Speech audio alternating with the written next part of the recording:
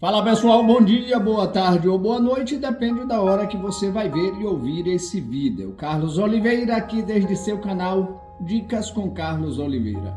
Nosso tema de hoje, pessoal, é ouvir mais e falar menos. Falar menos e ouvir mais. O que a Bíblia nos diz a respeito disso? Sabedoria, humildade e discernimento para aquelas pessoas que sabem ser um bom escutador, que sabe ouvir e que sabe fechar os lábios no momento certo. Eu quero falar algo para vocês com toda sinceridade, com toda honestidade. Eu mesmo, euzinho aqui, já cometi muitos erros de falar demais, de ser muito tagarela e às vezes até me imiscuir em assuntos que não me dizia respeito. E isso me trouxe em alguns momentos de vexame, de vergonha. Minha avó costumava dizer o seguinte: meu filho, quem fala demais dá bom dia a cavalo.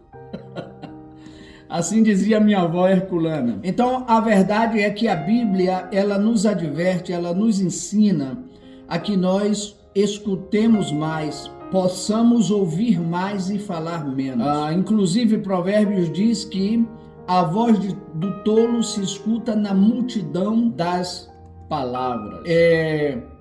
Uma certa vez, Hugo Chávez, se lembra, Hugo Chávez, que foi presidente da Venezuela, ele estava em uma reunião onde estava o rei da Espanha. E Chávez falava e falava e falava. Chegou um momento que o rei não aguentou mais, o rei da Espanha, e se lançou e disse: por que não te calas? Chávez, ele às vezes começava uma reunião ministerial e ele fazia com que toda a Venezuela pudesse ouvi-lo. Era cadeia de rádio, de televisão, e era de 9 da manhã até 4, 5 horas, até 6 da tarde, falando e falando. Então, é um grande problema a gente falar e falar. E quanta torpeza a gente comete por falar demais, por falar muito. E depois que lançamos a palavra, não há mais como voltar atrás.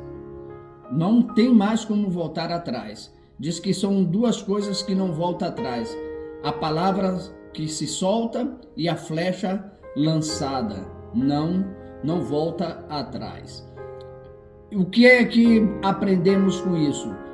Que quanto mais a gente puder ter os ouvidos sábios para ouvir e a boca fechada para falar menos, vamos adquirir mais sabedoria e vamos evitar mais problemas para as nossas vidas. Que Deus nos ajude, que Deus nos abençoe, que possamos ser essas pessoas amantes de ouvir, amantes de escutar e de pouco falar. O salmista Davi dizia o seguinte: que Deus faça dos meus lábios como a pluma ligeira do escritor.